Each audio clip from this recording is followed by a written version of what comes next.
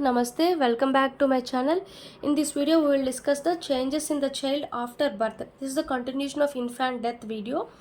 So, before we discuss the autopsy findings and we discussed about the infanticide, feticide, filicide, stillbirth, live birth, dead born, all this we discussed. So, after the birth, what are the changes in the child? First, we should see the blood. Within 24 hours, the nucleated RBC disappear from the blood. Fetal hemoglobin is 80 to 90% before birth and it reduced to 7 to 8% at the third month. Blood has generally before birth they have nucleated RBC. So after birth the RBC nucleus will be disappear and it before birth.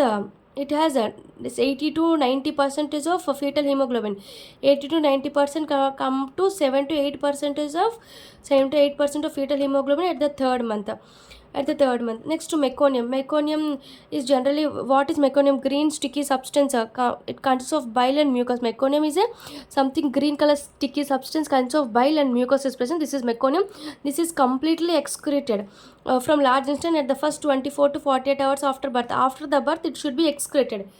It should be excreted 1 to 2 days, like 24 to 48 hours. It should be excreted from the large intestine.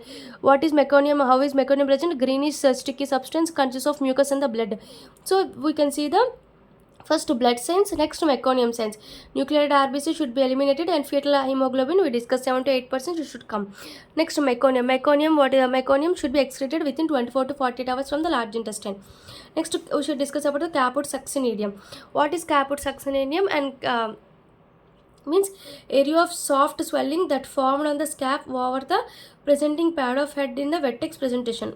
When the baby is in vertex presentation, like legs, this is the skull, this is the legs, body, limbs, all this present in vertex presentation. We can see the scalp. There is a soft swelling that form in the scalp. There is a swelling in the scalp. This is known as caput succinarium. Caput succinarium is swelling in the scalp area when the baby is in vertex, presenting the head in vertex presentation.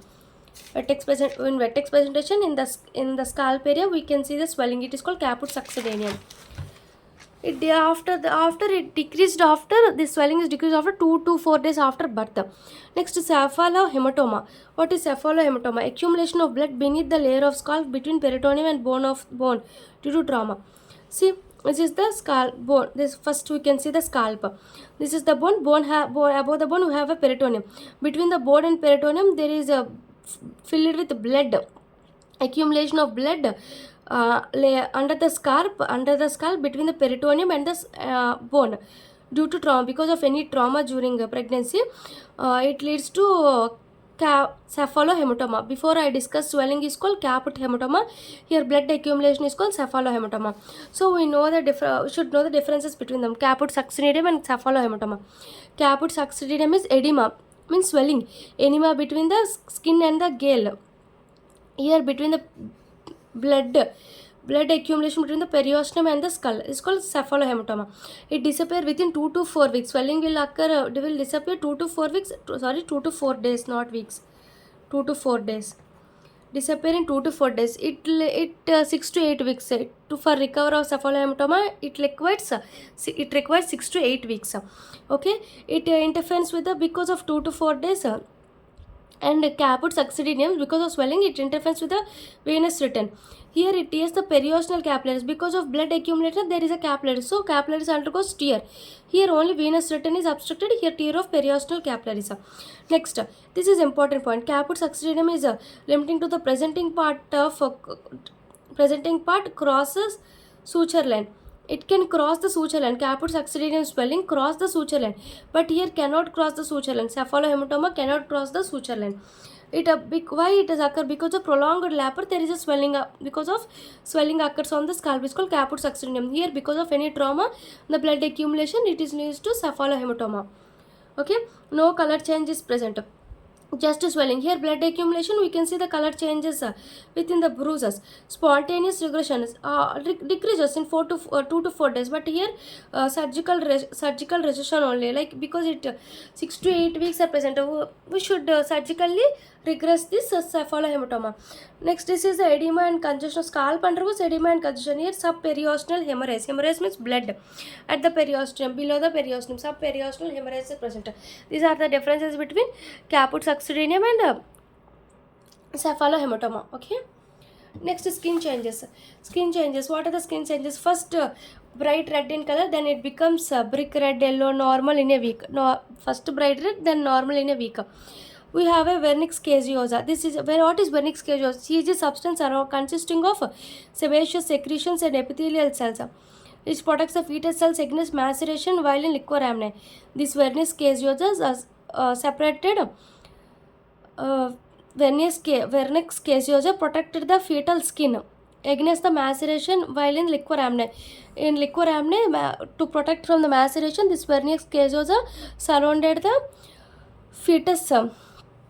So it is a white cheesy substance consists of sebaceous secretions and epithelial cells. White cheesy substance consists of sebaceous secretions and the epithelial cells. Okay, sebaceous secretion and epithelial cells are present. All these are present in this. Sebaceous secretions and epithelial cells are present, and it is a white cheesy substance is called vernix caseosa, which protect the fetus from the maceration when the child is present in the liquor amnion. Shed in flakes first 3 days after birth. After the 3 days after birth, it vernix caseosa automatically sheds. Okay, this is the skin changes. Next, we should discuss about the umbilical cord. This cord attached to the child shrinks and dries by 12 to 24 hours.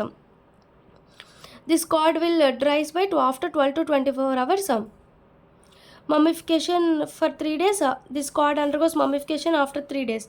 Cord fall offs for 5 to 6 days. First, the cord will shrinks or dries within 24 days. After that, the cord mummifies for 3 days. First day, it shrinks and dries. After that, it undergoes mummification by 3 days, and cord falls for 5 to 6 days and leaving an ulcer. The ulcer becomes scar by 10 to 12 days. Okay. First day 12 to 24 it shrinks and dries. It shrinks and dries first day. After 3 days it mummification. After 5 to 6 days it falls. After the follows it represents as it leaving a ulcer. The ulcer becomes a scar at 10 to 12 days. Okay, this is about umbilical cord. Precipitation, labor bit. All 3 stages of labor are measured in one, thereby labor happening in very short period of time. In very short period of time, the labor happen. This is known as precipitation labor, rapidly happening without knowledge of mother. Something precipitate labor means without knowledge of mother, there is a happening of labor within very short period of time. See, why it become occurs? Because of most common, this precipitation labor is most commonly seen in multipara, gravid multipara. Because of large room of pelvis, it can occur automatically without knowing of mother. It can generally most common seen in gravid multipara because of large room of pelvis. Next, causes of death in precipitated labor. Why it occurs? It delivery will occurs within knowing to the mother. What are the causes of death? Causes of death because of suffocation, because of any head injury, hemorrhage from torn umbilical cord. When that umbilical cord is torn, it leads to hemorrhage or any head injury, and any suffocation leads to death of the baby, death of the fetus, death of the baby. Sorry, medical legal importance. What is medical legal importance of precipitation labor is mother or relative killing the infant. Their relatives telling that the infant is killed by mother. All this. In infant murder attributed to precipitation labor. I discussed in previous video infant murder less than infant murder. I discussed infanticide, that in presence of infant murder they're telling the precipitate attributed to precipitation of labor. So these are the medical legal importance. Okay, next video we will discuss about the Barrett's syndrome, all this. Okay, thank you. Please subscribe my channel and please support us. Thank you.